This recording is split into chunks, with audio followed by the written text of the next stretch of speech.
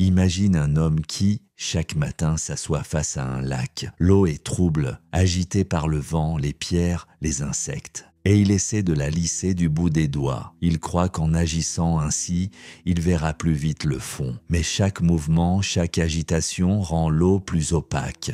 Maintenant, pose-toi cette question. N'es-tu pas toi aussi en train de troubler l'eau de ton esprit en essayant de le clarifier ? À travers cette métaphore se cache une vérité profonde déjà exprimée il y a des siècles par Lao Tse, par Bouddha, par Musashi. Plus tu cherches à tout contrôler, moins tu es maître de quoi que ce soit. Dans cette vidéo, je vais te partager l'un des principes les plus contre-intuitifs et pourtant les plus puissants de la sagesse asiatique, la loi inversée du détachement. Connue sous le nom de Backwards Law dans la pensée occidentale, cette loi est l'antithèse du désir compulsif. Et crois-moi, elle peut littéralement transformer ton rapport à la réalité, à tes échecs, à ta quête du bonheur. Tu veux être heureux, ne cherche pas à l'être. Tu veux être en paix, cesse de lutter contre ton agitation. Tu veux aimer, arrête de vouloir à tout prix être aimé. Tout comme l'eau d'un lac se clarifie quand on la laisse tranquille, ton esprit s'apaise quand tu cesses de le forcer. Sun Tzu disait « Celui qui est agité ne peut voir les failles de l'ennemi ». Mais l'ennemi n'est pas toujours extérieur. Parfois, c'est ta propre volonté, mal orientée, qui t'épuise. Ce que tu désires ardemment, réussite, amour, respect, paix, t'échappe justement parce que tu le désires trop fort. C'est la même logique que celle d'un homme qui cherche à s'endormir. Plus il veut dormir, plus il reste éveillé. Lao Tse l'avait parfaitement formulé. Celui qui s'attache perd, celui qui force casse, celui qui cède demeure.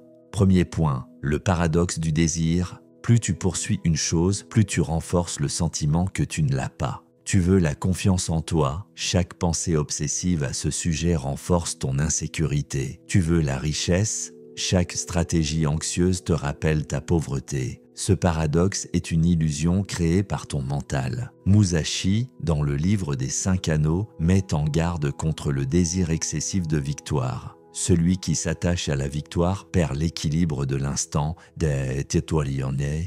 C'est en te fondant dans l'action, sans attente, que tu réussis. Deuxième point, l'abandon du contrôle. Nous sommes conditionnés à penser que tout se conquiert par l'effort. Mais dans le zen, l'effort juste est celui qui n'a pas de but. L'effort sans attachement. Le moine zen ne médite pas pour être calme. Il médite pour méditer. Et c'est ainsi que la paix vient à lui. C'est en arrêtant de chercher la perfection que tu t'en approches. C'est en cessant de forcer les relations que l'amour émerge. L'eau, encore une fois, est la métaphore parfaite. Elle ne lutte pas contre l'obstacle, elle l'englobe et le polit. Troisième point, le renoncement à l'idéal. L'idée que tu te fais du bonheur est peut-être ce qui t'en empêche. Tu crois qu'il faut être aimé pour être en paix, avoir un corps parfait pour mériter le respect, gagner des millions pour ressentir la sérénité. Tout cela est construit sur une illusion que quelque chose à l'extérieur pourra combler un vide à l'intérieur. L'approche taoïste te répond « Sois pleinement dans ce que tu vis maintenant, sans filtre, sans vouloir plus, parce que l'instant présent est la seule réalité que tu possèdes. » Quatrième point, le silence fertile.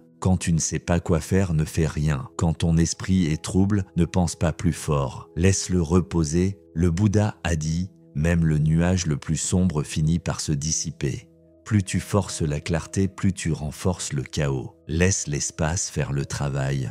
Laisse le vide parler. Cinquième point, tu n'as rien à atteindre. Ceci est le plus difficile à intégrer pour un esprit moderne. Il n'y a rien à atteindre. Tu es déjà sur le chemin. Tu n'as pas à te prouver. Confucius l'avait dit, le sage ne cherche pas à briller mais à être vrai. Arrête de vouloir être quelqu'un, contente-toi d'être. Et paradoxalement, c'est là que tu commenceras à rayonner. Alors, retiens ceci, mon disciple. Ce que tu veux vraiment n'est pas à poursuivre, c'est à réaliser, et cette réalisation n'arrive que dans l'abandon de la course. Ce que tu refuses d'accueillir te possède. Ce que tu embrasses sans attente te libère. Laisse le rose éléphant danser, ne le chasse pas. Laisse ton esprit couler comme l'eau, ne le force pas. Laisse-toi vivre sans objectif autre que vivre. C'est là que tu rencontreras la paix. C'était l'âme du sage, on se retrouve très bientôt mon disciple.